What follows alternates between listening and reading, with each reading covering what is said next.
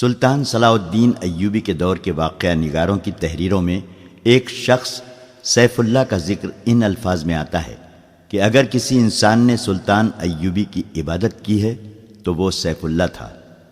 سلطان ایوبی کے گہرے دوست اور دست راست بہاؤالدین شداد کی اس ڈائری میں، جو آج بھی عربی زبان میں محفوظ ہے، سیف اللہ کا ذکر ذرا تفصیل سے ملتا ہے۔ یہ شخص جس کا نام کسی باقاعدہ تاریخ میں نہیں ملتا، سلطان صلاح الدین ایوبی کی وفات کے بعد 17 سال زندہ رہا۔ واقعہ نگار لکھتے ہیں کہ اس نے عمر کے یہ آخری 17 سال سلطان ایوبی کی قبر کی مجاوری میں گزار دیے تھے۔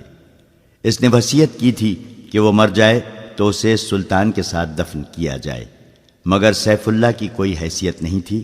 وہ ایک گمنام انسان تھا جسے عام قبرستان میں دفن کیا گیا، اور وہ وقت جلد ہی آ گیا کہ اس قبرستان پر انسانوں نے بستی آباد کر لی اور قبرستان کا نام و نشان مٹا ڈالا۔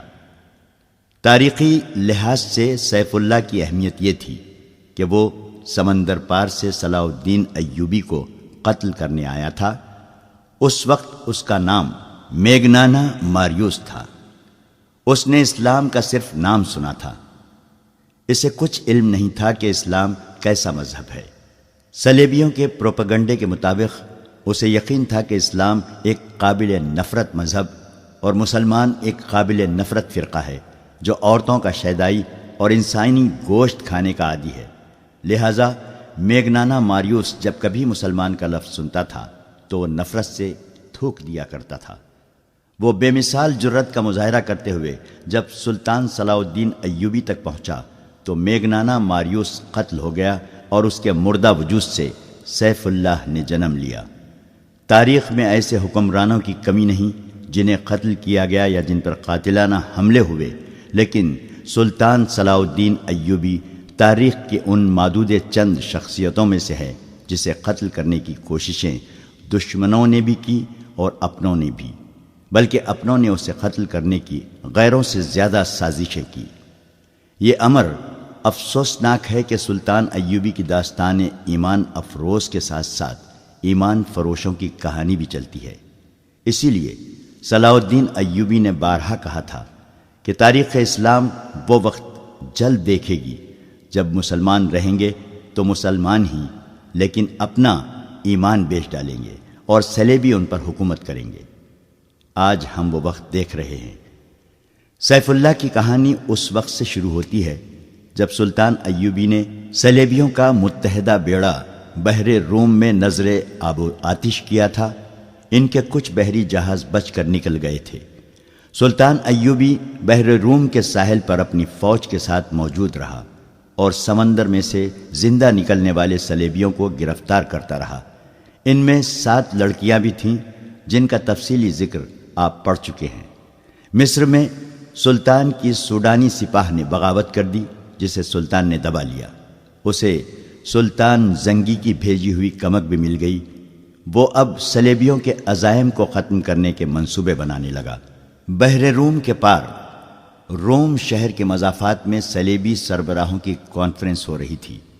ان میں شاہ اگسٹس تھا، شاہ ریمانڈ اور شہنشاہ لوئی ہفتم کا بھائی رابرٹ بھی تھا۔ اس کانفرنس میں سب سے زیادہ قہر و غضب میں آیا ہوا ایک شخص تھا جس کا نام ایملرک تھا۔ وہ صلیبیوں کے اس متحدہ بیڑے کا کمانڈر تھا جو مصر پر فوج کشی کے لیے گیا تھا، مگر صلاح الدین ایوبی ان پر ناگہانی آفت کی طرح ٹوٹ پڑا اور اس بیڑے کے ایک بھی سپاہی کو مصر کے ساحل پر قدم نہ رکھنے دیا۔ مصر کے ساحل پر جو صلیبی پہنچے وہ سلطان ایوبی کے ہاتھ میں جنگی قیدی تھے۔ صلیبیوں کی کانفرنس میں ایملرک کے ہونٹ کانپ رہے تھے۔ اس کا بیڑا غرق ہوئے 15 دن گزر گئے تھے۔ وہ 15ویں دن اٹلی کے ساحل پر پہنچا تھا۔ سلطان ایوبی کے آتشی تیر اندازوں نے اس کے جہاز کے بادبان اور مستول جلا ڈالے تھے۔ یہ تو اس کی خوش قسمتی تھی کہ اس کے ملاحوں اور سپاہیوں نے آگ پر قابو پا لیا تھا اور وہ جہاز کو بچا لے گئے تھے، مگر بادبانوں کے بغیر جہاز سمندر پر ڈولتا رہا۔ پھر طوفان آ گیا۔ اس کے بچنے کی کوئی صورت نہیں رہی تھی۔ بہت سے بچے کچے جہاز اور کشتیاں اس طوفان میں غرق ہو گئی تھیں۔ یہ ایک معجزہ تھا کہ ایملر کا جہاز ڈولتا بھٹکتا ڈوب ڈوب کر ابھرتا اٹلی کے ساحل سے جا لگا تھا۔ اس میں اس کے ملاحوں کا بھی کمال شامل تھا۔ انہوں نے چپوؤں کے زور پر جہاز کو قابو میں رکھا تھا۔ ساحل پر پہنچتے ہی اس نے ان تمام ملاحوں اور سپاہوں کو بے دریغ انعام دیا۔ صلیبی سربراہ وہیں اس کے منتظر تھے۔ وہ اس پر غور کرنا چاہتے تھے کہ انہیں دھوکہ کس نے دیا ہے۔ ظاہر ہے کہ شک سوڈانی سالار ناجی پر ہی ہو سکتا تھا۔ اسی کے خط کے مطابق انہوں نے حملے کے لیے بیڑا روانہ کیا تھا، مگر ان کے ساتھ ناجی کا تحریری رابطہ پہلے بھی موجود تھا۔ انہوں نے ناجی کے اس خط کی تحریر پہلے کے 2 خطوں سے ملائی تو انہیں شک ہوا کہ یہ کوئی گڑبڑ ہے۔ انہوں نے قاہرہ میں جاسوس بھیج رکھے تھے، مگر ان کے طرف سے بھی کوئی اطلاع نہیں ملی تھی۔ انہیں یہ بتانے والا کوئی نہ تھا کہ سلطان صلاح الدین ایوبی نے ناجی اور اس کے سازشی سالاروں کو خفیہ طریقے سے مروا دیا اور رات کی تاریکی میں گمنام قبروں میں دفن کر دیا تھا، اور صلیبی سربراہوں اور بادشاہوں کے وہم و گمان میں بھی یہ بات نہیں آ سکتی تھی کہ جس خط پر انہوں نے بیڑا روانہ کیا تھا وہ خط ناجی کا ہی تھا، مگر حملے کی تاریخ سلطان ایوبی نے تبدیل کر کے لکھی تھی۔ جاسوسوں کو ایسی معلومات کہیں سے بھی نہیں مل سکتی تھیں۔ یہ کانفرنس کسی نتیجے پر نہ پہنچ سکی۔ ایملر کے منہ سے بات تک نہیں نکلی تھی۔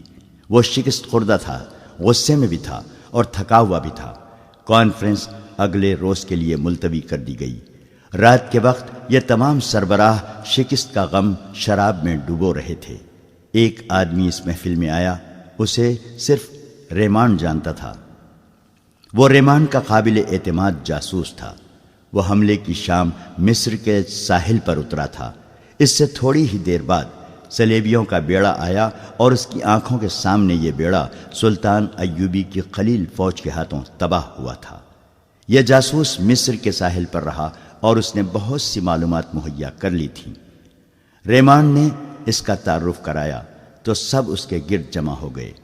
اس جاسوس کو معلوم تھا کہ صلیبی سربراہوں نے سلطان ایوبی کو قتل کرانے کے لیے رابن نام کا ایک ماہر جاسوس سمندر پار بھیجا تھا، اور اس کی مدد کے لیے 5 آدمی اور 7 جوان اور خوبصورت لڑکیاں بھیجی گئی تھیں۔ اس جاسوس نے بتایا کہ رابن زخمیوں کے ساتھ زخمی ہونے کا بہانہ کر کے صلاح الدین ایوبی کے کیمپ میں پہنچ گیا تھا۔ اس کے 5 آدمی تاجروں کے بھیس میں تھے۔ ان میں کرسٹوفر نام کے ایک آدمی نے ایوبی پر تیر چلایا، مگر تیر قطع گیا۔ 5 آدمی پکڑے گئے اور 7 لڑکیاں بھی پکڑی گئیں۔ انہوں نے کہانی تو اچھی گھڑ لی تھی۔ سلطان ایوبی نے لڑکیوں کو پناہ میں لے لیا اور 5 آدمیوں کو چھوڑ دیا تھا، مگر ایوبی کا ایک ماہر سراغ رساں جس کا نام علی بن سفیان ہے اچانک آ گیا۔ اس نے سب کو گرفتار کر لیا اور 5 میں سے ایک آدمی کو سب کے سامنے قتل کرا کے دوسروں سے اقبال جرم کروا لیا۔ جاسوس نے کہا، میں نے اپنے متعلق بتایا تھا کہ میں ڈاکٹر ہوں، اس لیے سلطان نے مجھے زخمیوں کی مرہم پٹی کی ڈیوٹی دے دی۔ وہیں مجھے یہ اطلاع ملی کہ سوڈانیوں نے بغاوت کی تھی جو دبا لی گئی ہے، اور سوڈانی افسروں اور لیڈروں کو ایوبی نے گرفتار کر لیا ہے۔ رابن، 4 آدمی اور 6 لڑکیاں ایوبی کی قید میں ہیں، لیکن ابھی تک ساحل پر ہیں۔ 7ویں لڑکی جو سب سے زیادہ ہوشیار ہے لاپتہ ہے۔ اس کا نام موبینا ارتلاس ہے اور موبی کہلاتی ہے۔ ایوبی بھی کیمپ میں نہیں ہے اور اس کا سراغ رساں علی بن سفیان بھی وہاں نہیں ہے۔ میں بڑی مشکل سے نکل کر آیا ہوں۔ بڑی زیادہ اجرت پر تیز رفتار کشتی مل گئی تھی۔ میں یہ خبر دینے آیا ہوں کہ رابن، اس کے آدمی اور لڑکیاں موت کے خطرے میں ہیں۔ مردوں کی ہمیں فکر نہیں کرنا چاہیے، لڑکیوں کو بچانا لازمی ہے۔ آپ جانتے ہیں کہ سب جوان ہیں اور چنی ہوئی خوبصورت ہیں۔ مسلمان ان کا جو حال کر رہے ہوں گے اس کا تصور آپ کر سکتے ہیں۔ ہمیں یہ قربانی دینی پڑے گی، شاہ اگسٹس نے کہا۔ اگر مجھے یقین دلایا جائے کہ لڑکیوں کو جان سے مار دیا جائے گا تو میں یہ قربانی دینے کے لیے تیار ہوں، ریمانڈ نے کہا، مگر ایسا نہیں ہوگا۔ مسلمان ان کے ساتھ وحشیوں کا سلوک کر رہے ہوں گے، لڑکیاں ہم پر لعنت بھیج رہی ہوں گی، میں انہیں بچانے کی کوشش کروں گا۔ یہ بھی ہو سکتا ہے، رابرٹ نے کہا، کہ مسلمان ان لڑکیوں کے ساتھ اچھا سلوک کر کے ہمارے خلاف جاسوسی کے لیے استعمال کرنے لگیں۔ بہرحال ہمارا یہ فرض ہے کہ انہیں قید سے آزاد کرائیں۔ میں اس کے لیے اپنا آدھا خزانہ خرچ کرنے کے لیے تیار ہوں۔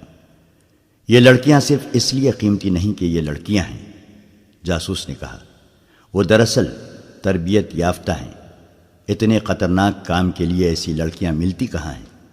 آپ کسی جوان لڑکی کو ایسے کام کے لیے تیار نہیں کر سکتے کہ وہ دشمن کے پاس جا کر اپنے آپ کو دشمن کے حوالے کر دے، دشمن کی عیاشی کا ذریعہ بنے اور جاسوسی اور تقریب کاری کرے۔ اس کام میں عزت تو سب سے پہلے دینی پڑتی ہے، اور یہ خطرہ تو ہر وقت لگا رہتا ہے کہ جو ہی دشمن کو پتہ چلے گا کہ یہ لڑکی جاسوس ہے تو اسے اذیتیں دی جائیں گی، پھر اسے جان سے مار دیا جائے گا۔ ان لڑکیوں کو ہم نے زر کثیر صرف کر کے حاصل کیا، پھر ٹریننگ دی تھی اور انہیں بڑی محنت سے مصر اور عرب کی زبان سکھائی تھی۔ ایک ہی بار 7 تجربے کار لڑکیوں کو ضائع کرنا عقل مندی نہیں ہے۔ کیا تم اعتماد سے کہہ سکتے ہو کہ لڑکیوں کو ایوبی کے کیمپ سے نکالا جا سکتا ہے؟ اگسٹس نے پوچھا۔ جی ہاں، جاسوس نے کہا، نکالا جا سکتا ہے۔ اس کے لیے غیر معمولی طور پر دلیر اور پختہ کار آدمیوں کی ضرورت ہے، مگر یہ بھی ہو سکتا ہے کہ وہ 1-2 دنوں تک رابن، اس کے 4 آدمیوں اور لڑکیوں کو قاہرہ لے جائیں۔ وہاں سے نکالنا بہت ہی مشکل ہوگا۔ اگر ہم وقت ضائع نہ کریں تو ہم انہیں کیمپ میں ہی جا لیں گے۔ آپ مجھے 20 آدمی دے دیں، میں ان کی رہنمائی کروں گا، لیکن آدمی ایسے ہوں جو جان پر کھیلنا جانتے ہوں۔ ہمیں ہر قیمت پر ان لڑکیوں کو واپس لانا ہے، ایملرک نے گرج کر کہا۔ اس پر بحر روم میں جو بیتی تھی اس کا وہ انتقام لینے کو پاگل ہوا جا رہا تھا۔ وہ صلیبیوں کے متحدہ بیڑے اور اس بیڑے میں سوار لشکر کا سپریم کمانڈر بن کر اس امید پر گیا تھا کہ مصر کی فتح کا صحرا اس کے سر بندھے گا، مگر صلاح الدین ایوبی نے اسے مصر کے ساحل کے قریب بھی نہ جانے دیا۔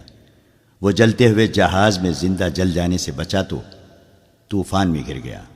اب بات کرتے اس کے ہونٹ کانپتے تھے، اور وہ زیادہ تر باتیں میز پر مکے مار مار کر یا اپنی راند پر زور زور سے ہاتھ مار کر اپنے جذبات کا اظہار کرتا تھا۔ اس نے کہا، میں لڑکیوں کو بھی لاؤں گا اور صلاح الدین ایوبی کو قتل بھی کراؤں گا۔ میں انہی لڑکیوں کو مسلمانوں کی سلطنت کی جڑیں کھوکھلی کرنے کے لیے استعمال کروں گا۔ میں سچے دل سے آپ کی تائید کرتا ہوں شاہ ایملرک، ریمانڈ نے کہا۔ ہمیں تربیت یافتہ لڑکیوں کو اتنی آسانی سے ضائع نہیں کرنا چاہیے، نہ ہم کریں گے۔ آپ سب کو اچھی طرح معلوم ہے کہ شام کے حرموں میں ہم کتنی لڑکیاں داخل کر چکے ہیں۔ کئی مسلمان گورنر اور امیر ان لڑکیوں کے ہاتھ میں کھیل رہے ہیں۔ بغداد میں یہ لڑکیاں عمرہ کے ہاتھوں میں ایسے متعدد افراد کو قتل کرا چکی ہیں جو صلیب کے خلاف نعرہ لے کر اٹھے تھے۔ مسلمانوں کی خلافت کو ہم نے عورت اور شراب سے 3 حصوں میں تقسیم کر دیا ہے۔ ان میں اعتماد نہیں رہا، وہ عیش و عشرت میں غرق ہوتے جا رہے ہیں۔ صرف 2 آدمی ہیں جو اگر زندہ رہے تو ہمارے لیے مستقل خطرہ بنے رہیں گے، ایک نور الدین زنگی اور دوسرا صلاح الدین ایوبی۔ اگر ان دونوں میں سے ایک بھی زیادہ دیر تک زندہ رہا تو ہمارے لیے اسلام کو ختم کرنا آسان نہیں ہوگا۔ اگر صلاح الدین ایوبی نے سوڈانیوں کی بغاوت دبا لی ہے تو اس کا مطلب یہ ہے کہ یہ شخص اس حد سے زیادہ خطرناک ہے جس حد تک ہم اسے سمجھتے رہے ہیں۔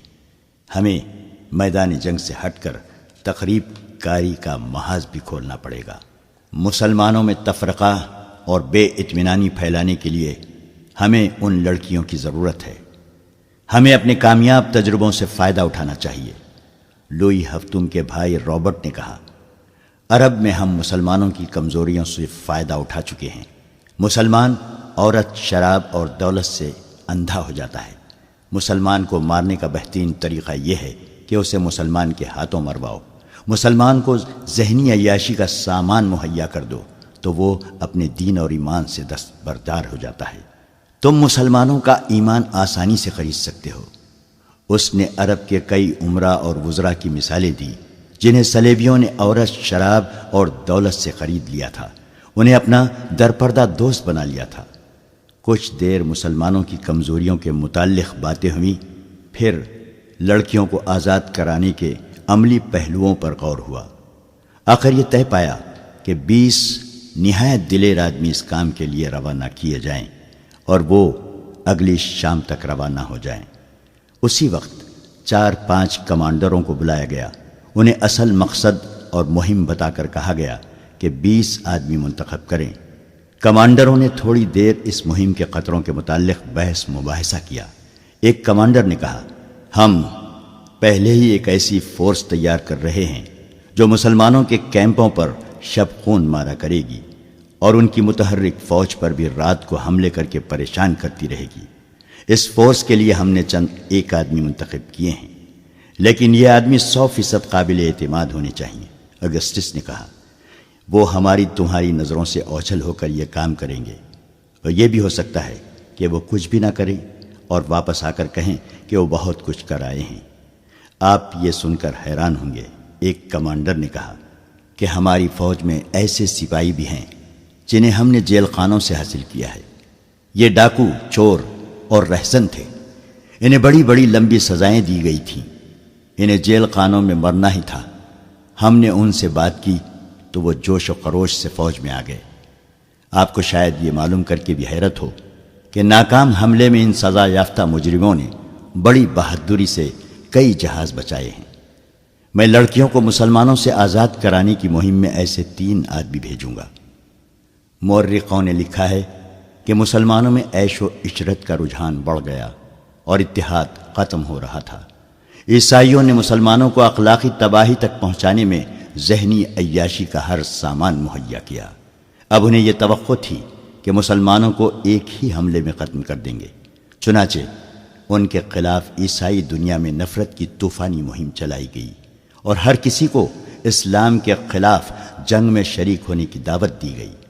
اس کے جواب میں معاشرے کے ہر شعبے کے لوگ صلیبی لشکر میں شامل ہونے لگے۔ ان میں پادری بھی شامل ہوئے اور عادی مجرم بھی گناہوں سے توبہ کر کے مسلمانوں کے خلاف مسلح ہو گئے۔ بعض ملکوں کے جیل خانوں میں جو مجرم لمبی قید کی سزائیں بھگت رہے تھے وہ بھی فوج میں بھرتی ہو گئے۔ ان مجرموں کے متعلق عیسائیوں کا تجربہ غالباً اچھا تھا، جس کے پیش نظر ایک کمانڈر نے لڑکیوں کو آزاد کرانے اور سلطان صلاح الدین ایوبی کو قتل کرنے کے لیے قیدی مجرموں کا انتخاب کیا تھا۔ صبح تک 20 انتہائی دلیر اور ذہین آدمی چن لیے گئے۔ ان میں میگنانا ماریوس بھی تھا، جسے روم کے جیل خانے سے لایا گیا تھا۔ اس جاسوس کو جو ڈاکٹر کے بحروپ میں سلطان ایوبی کے کیمپ میں رہا اور فرار ہو آیا تھا، اس کو کمانڈو پارٹی کا کمانڈر اور گائیڈ مقرر کیا گیا۔ اس پارٹی کو یہ مشن دیا گیا کہ لڑکیوں کو مسلمانوں کی قید سے نکالنا ہے۔ اگر رابن اور اس کے 4 ساتھیوں کو بھی آزاد کرایا جا سکے تو کرا لینا، ورنہ ان کے لیے کوئی خطرہ مول لینے کی ضرورت نہیں۔ دوسرا مشن تھا صلاح الدین کا قتل۔ اس پارٹی کو کوئی عملی ٹریننگ نہ دی گئی، صرف زبانی ہدایت اور ضروری ہتھیار دے کر اسی روز ایک بادبانی کشتی میں ماہی گیروں کے بھیس میں روانہ کر دیا گیا۔ جس وقت یہ کشتی اٹلی کے ساحل سے روانہ ہوئی، سلطان صلاح الدین ایوبی سوڈانیوں کی بغاوت کو مکمل طور پر دبا چکا تھا۔ سوڈانیوں کے بہت سے کماندار مارے گئے یا زخمی ہو گئے تھے اور بہت سے سلطان ایوبی کے دفتر کے سامنے کھڑے تھے۔ انہوں نے ہتھیار ڈال کر شکست اور سلطان ایوبی کی اطاعت قبول کر لی تھی۔ وہ سلطان کے حکم کے منتظر تھے۔ سلطان اندر بیٹھا اپنے سالاروں وغیرہ کو احکام دے رہا تھا۔ علی بن سفیان بھی موجود تھا۔ اس فتح میں اس کا بہت بڑا دخل تھا۔ صلیبیوں کو شکست دینے میں بھی اس کے نظام جاسوسی نے بہت کام کیا تھا، بلکہ یہ دونوں کامیابیاں جاسوسی کے نظام کی ہی کامیابیاں تھیں۔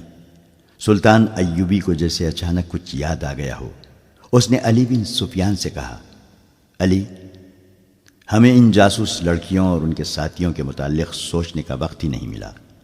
وہ ابھی تک ساحل پر قیدی کیمپ میں ہیں۔ ان سب کو فوراً یہاں لانے کا بندوبست کرو اور طے خانے میں ڈال دو۔ میں ابھی پیغام بھجوا دیتا ہوں، علی بن سفیان نے کہا۔ ان سب کو یہاں پہرے میں بلا لیتا ہوں۔ سلطان، آپ شاید 7ویں لڑکی کو بھول گئے ہیں، وہ سوڈانیوں کے کماندار بالیان کے پاس تھی۔ اسی لڑکی سے جاسوسوں اور بغاوت کا انکشاف ہوا تھا۔ میں دیکھ رہا ہوں کہ بالیان ان کمانداروں میں نہیں ہیں جو باہر موجود ہیں، اور وہ زخمیوں میں بھی نہیں ہے، اور وہ مرے ہوئے لوگوں میں بھی نہیں ہے۔ مجھے شک ہے کہ 7ویں لڑکی، جس کا نام فخر المصری نے موبی بتایا تھا، بالیان کے ساتھ کہیں روپوش ہو گئی ہے۔ اپنا شک رفع کرو علی، سلطان ایوبی نے کہا۔ یہاں مجھے اب تمہاری ضرورت نہیں ہے۔ بالیان لاپتہ ہے تو وہ بحر روم کی طرف نکل گیا ہوگا۔ صلیبیوں کے سوا اسے اور کون پناہ دے سکتا ہے؟ بہرحال ان جاسوسوں کو تہہ خانوں میں ڈالو اور اپنے جاسوس فوراً تیار کر کے سمندر پار بھیج دو۔ زیادہ ضروری تو یہ ہے کہ اپنے جاسوس اپنے ہی ملک میں پھیلا دیے جائیں۔ یہ مشورہ دینے والا سلطان نور الدین زنگی کی بھیجی ہوئی فوج کا سالار تھا۔ اس نے کہا، ہمیں صلیبیوں کی طرف سے اتنا خطرہ نہیں ہے جتنا اپنے مسلمان امراء سے ہے۔ اپنے جاسوس ان کے حرموں میں داخل کر دیے جائیں تو بہت سی سازشیں بے نقاب ہوں گی۔ اس نے تفصیل سے بتایا کہ یہ خود ساختہ حکمران کس طرح صلیبیوں کے ہاتھوں میں کھیل رہے ہیں۔ سلطان زنگی اکثر پریشان رہتے ہیں کہ باہر کے حملوں کو روکیں یا اپنے گھر کو اپنے ہی چراغ سے جلنے سے بچائیں۔ سلطان ایوبی نے یہ رویداد غور سے سنی اور کہا، اگر تم لوگ جن کے پاس ہتھیار ہیں دیانت دار اور اپنے مذہب سے مخلص رہے تو باہر کے حملے اور اندر کی سازشیں قوم کا کچھ نہیں بگاڑ سکتی۔ تم اپنی نظر سرحدوں سے دور آگے لے جاؤ۔ سلطنت اسلامیہ کی کوئی سرحد نہیں۔ تم نے جس روز اپنے آپ کو اور خدا کے اس عظیم مذہب اسلام کو سرحدوں میں پابند کر لیا، اس روز سے یوں سمجھو کہ تم اپنے ہی قید خانے میں قید ہو جاؤ گے۔ پھر تمہاری سرحدیں سکڑنے لگے گی۔ اپنی نظریں بحر روم سے آگے لے جاؤ۔ سمندر تمہارا راستہ نہیں روک سکتے۔ گھر کے چراغوں سے نہ ڈرو، یہ تو ایک پھونک سے گل ہو جائیں گے۔ ان کی جگہ ہم ایمان کے چراغ روشن کریں گے۔ ہمیں امید ہے کہ ہم ایمان فروشی کو روک لیں گے سلطان محترم۔ سالار نے کہا، ہم مایوس نہیں، صرف 2 لعنتوں سے بچو میرے عزیز رفیقو۔ سلطان ایوبی نے کہا، مایوسی اور ذہنی عیاشی۔ انسان پہلے مایوس ہوتا ہے، پھر ذہنی عیاشی کے ذریعے راہ فرار اختیار کرتا ہے۔ اس دوران علی بن سفیان جا چکا تھا۔ اس نے فوراً ایک قاصد بحر روم کے کیمپ کی طرف اس پیغام کے ساتھ روانہ کر دیا کہ روبن اس کے 4 ساتھیوں اور لڑکیوں کو گھوڑوں یا اونٹوں پر سوار کر کے 20 محافظوں کے پہرے میں دارالحکومت کو بھیج دو۔ قاصد کو روانہ کر کے اس نے اپنے ساتھ 6-7 سپاہی لیے اور کماندار بالیان کی تلاش میں نکل گیا۔ اس نے ان سوڈانی کمانداروں سے جو باہر بیٹھے تھے بالیان کے متعلق پوچھ لیا تھا۔ سب نے کہا تھا کہ اسے لڑائی میں کہیں بھی نہیں دیکھا گیا تھا، اور نہ ہی وہ اس فوج کے ساتھ گیا تھا جو بحر روم کی طرف سلطان کی فوج پر حملہ کرنے کے لیے بھیجی گئی تھی۔ علی بن سفیان بالیان کے گھر گیا تو وہاں اس کی 2 بوڑھی خادماؤں کے سوا اور کوئی نہ تھا۔ انہوں نے بتایا کہ بالیان کے گھر میں 5 لڑکیاں تھیں۔ ان میں جس کی عمر ذرا زیادہ ہو جاتی تھی وہ اسے غائب کر دیتا اور اس کی جگہ جوان لڑکی لے آتا تھا۔ ان خادماؤں نے بتایا کہ بغاوت سے پہلے اس کے پاس ایک فرنگی لڑکی آئی تھی جو غیر معمولی طور پر خوبصورت اور ہوشیار تھی۔ بالیان اس کا غلام ہو گیا تھا۔ بغاوت کے 1 روز بعد جب سوڈانیوں نے ہتھیار ڈال دیے تو بالیان رات کے وقت گھوڑے پر سوار ہوا اور دوسرے گھوڑے پر اس فرنگی لڑکی کو سوار کیا، اور معلوم نہیں دونوں کہاں روانہ ہو گئے۔ ان کے ساتھ 7 گھوڑ سوار تھے۔ حرم کی لڑکیوں کے متعلق بوڑھیوں نے بتایا کہ وہ گھر میں جو ہاتھ لگا اٹھا کر لے چلی گئیں۔ علی بن سفیان وہاں سے واپس ہوا تو ایک گھوڑا سر پر دوڑتا آیا اور علی بن سفیان کے سامنے رک گیا۔ اس پر فخر المصری سوار تھا۔ کود کر گھوڑے سے اترا اور ہانپتی کانپتی آواز میں بولا، میں آپ کے پیچھے آیا ہوں۔ میں بھی اسی بدبخت بالیان اور اس کافر لڑکی کو ڈھونڈ رہا تھا۔ میں ان سے انتقام لوں گا۔ جب تک ان دونوں کو اپنے ہاتھوں قتل نہیں کر لوں گا مجھے چین نہیں آئے گا۔ میں جانتا ہوں وہ کدھر گئے ہیں۔ میں نے ان کا پیچھا کیا ہے، لیکن ان کے ساتھ 7 مسلح محافظ ہیں۔ میں اکیلا تھا۔ وہ بحر روم کی طرف جا رہے ہیں، مگر عام راستے سے ہٹ کر جا رہے ہیں۔ اس نے علی بن سفیان کے گھٹنوں پر ہاتھ رکھ کر کہا، خدا کے لیے مجھے صرف 4 سپاہی دے دیں، میں ان کے تعاقب میں جاؤں گا اور انہیں ختم کر کے آؤں گا۔ علی بن سفیان نے اسے اس وعدے سے ٹھنڈا کیا کہ وہ اسے 4 کی بجائے 20 سوار دے گا۔ وہ ساحل سے آگے اتنی جلدی نہیں جا سکتے، میرے ساتھ رہو۔ علی بن سفیان مطمئن ہو گیا کہ یہ تو پتہ چل گیا ہے کہ وہ کس طرف گئے ہیں۔ اس وقت بالیان اس سلیبی لڑکی کے ساتھ، جس کا نام موبی تھا، ساحل کی طرف جانے والے عام راستے سے ہٹ کر دور جا چکا تھا۔ ان علاقوں سے وہ اچھی طرح واقف تھا۔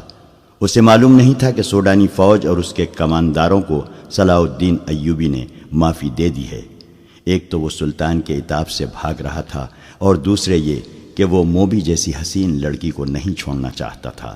وہ سمجھتا تھا کہ دنیا کی حسین لڑکیاں صرف مصر اور سوڈان میں ہی ہیں، مگر اٹلی کی اس لڑکی کے حسن اور دلکشی نے اسے اندھا کر دیا تھا۔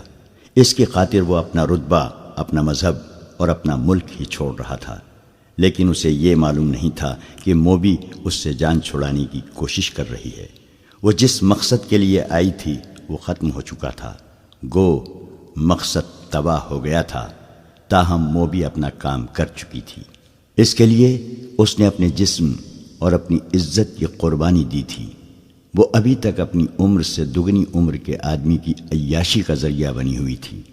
بالیان اس خوش فہمی میں مبتلا تھا کہ موبی اسے بری طرح چاہتی ہے، مگر موبی اس سے نفرت کرتی تھی۔ وہ چونکہ مجبور تھی، اس لیے اکیلی بھاگ نہیں سکتی تھی۔ وہ اس مقصد کے لیے بالیان کو ساتھ لیے ہوئے تھی کہ اسے اپنی حفاظت کی ضرورت تھی۔ اسے بحر روم پار کرنا تھا یا رابن تک پہنچنا تھا۔ اسے معلوم نہیں تھا کہ رابن اور اس کے ساتھی جو تاجروں کے بھیس میں تھے پکڑے جا چکے ہیں۔ اس مجبوری کے تحت وہ بالیان کے ہاتھ میں کھلونا بنی ہوئی تھی۔